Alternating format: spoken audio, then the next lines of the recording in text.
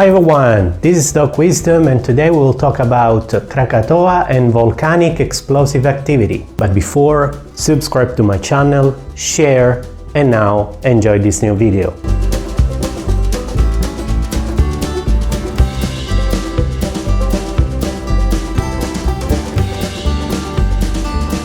Recently, Krakatoa volcano in Indonesia returned in eruption. After the eruption on December 2018 that generated a tsunami that unfortunately caused hundreds of victims. But this volcano is much more famous for another eruption. In 1883 it generated a catastrophic eruption, one of the worst eruptions in human history. In this eruption, more than 35,000 of people lost their life, directly or indirectly. This eruption started on 20th of May in one of the islands in the center of archipelago. After 3 months of minor explosive activity, another island started a new activity. On the 26th of August started the paroxystic phase, the strongest. It emitted about 20 kilometers cube of pumice, and the structure collapsed in the sea, creating a caldera 6 kilometers wide and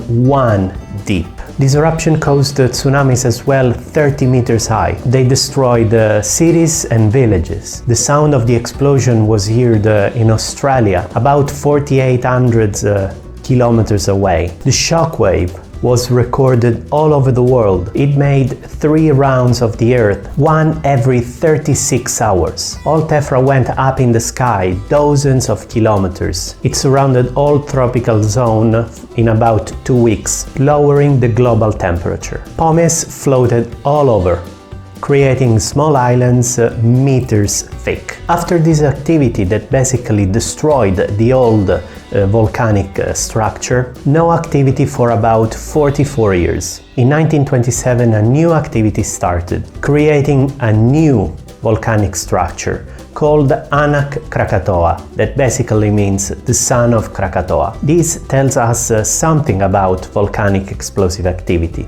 For example, that we have pumice. How does it form? Magma is a 3-phase material: solid, liquid, and gas. Solid for us is not very important because it's represented by crystals of minerals. They are heavier than the liquid, so they sink at the bottom of the magmatic chamber. This is the base of fractional crystallization. So let's take just liquid and gas. When magma is kilometers deep, pressure around is very high, so gas can't be separated from liquid and it's dissolved in it. But when there's the crystallization of minerals, magma becomes more poor in elements of minerals. This brings to a decrease of density of magma, so magma rises up. But it's quite obvious that the density of magma is higher than the density of the crust, because it's very deep. So how is possible that magma can reach the surface and goes also over it? Considering the average density of the crust, that is about 2.7 tons per cubic meter, and the average density of magma, that is about 3 tons per cubic meter, magma can ascend for 9/10 in the crust, because 3 out of 10 is equal to 2.7 out of 9. But considering that pressure is ρ per g per h, where ρ is the density of the material, g is gravitational acceleration, and h is the thickness of the material. When h is much less, obviously pressure is much less. So when magma rises up, h is much less, pressure is much less, and gas that before were dissolved in the liquid, here they can dissolve. We can have 2 possibilities. One is volcanoes with open conduit. The other one is volcanoes with closed conduit. And if we have volcanoes with open conduit, exsolution is very calm, like Kilauea, Ertaale, or here, Mount Etna, even if sometimes Mount Etna get hungry and it's not very calm. So let's concentrate ourselves in volcanoes with closed conduit. In a volcano with closed conduit, pressure can't be dissipated, so it's like a bottle of Coke, we can say. Here I have a bottle of Coke. As you can see, inside there are no bubbles, because pressure is so high that gas can't dissolve. When I open the bottle, as you can see, there are bubbles and also a foam. When I open the bottle, internal pressure decreases immediately and gas can expand. They form bubbles, bubbles ascend, and they create foam. Foam is much less dense than solid, but also than the liquid, so foam can ascend much more. It can arrive at the surface, but also higher, so we have explosions. And explosive material as well. This is something that happens everywhere, in all volcanoes.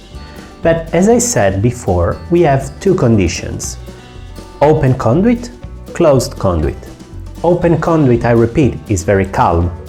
Closed conduit, we have to make some differences, because magma can arrive at 9/10 of the crust, but gases can't dissolve, because we have the cork, so pressure is ρ per g per h, but plus the pressure of the cork, that is higher. Gases start to press on the flanks of the volcano. The flanks of the volcano are brittle, so they can't be deformed plastically. So there are the formations of fractures that decompress immediately magma that will form the foam. And when we have a magma with high content in silica, like 60 or 70% as the majority of explosive volcanoes, and a very high fragmentation of magma, we have pumice. That basically is solidified foam. This kind of product is called fallout because it falls from the sky and doesn't flow. From the moment of decompression, everything happens in few time. And we can notice the formation of a column that can be very high, also dozens of kilometers, that can be formed by pumice, gas, and all material. So this material rises in the sky until the density of the material is the same of the density of the sky. There, these materials start to float and expand. The result is a so-called volcanic pine. But the energy of the explosion is very, very high.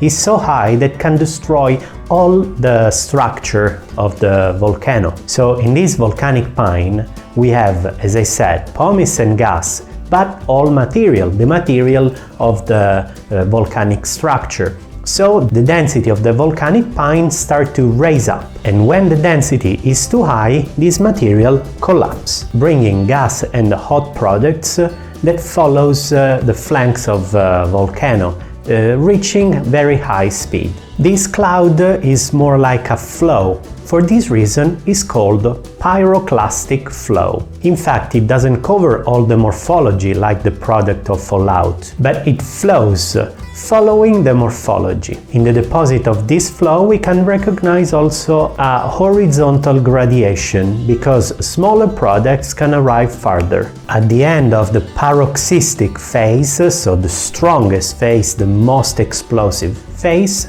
we have the emission of lava dome. Because at the beginning we have the emission of lighter and less dense product, and then we have the emission of heavier and more dense product. The emission of lava dome is like to squeeze a toothpaste. It's so dense that can be emitted vertically. Sometimes it's not very stable, so we can have a partial collapse of the dome and the formation of another kind of pyroclastic flow that can be defined like a very hot and fast landslide. Anyway, remember, there are not dangerous volcanoes, but just too close people. So, if you like this new video, thumb up, leave a comment, share, subscribe to my channel, and follow us on the Facebook page Learning Geology. Big ciao from Doc Wisdom. See you next time.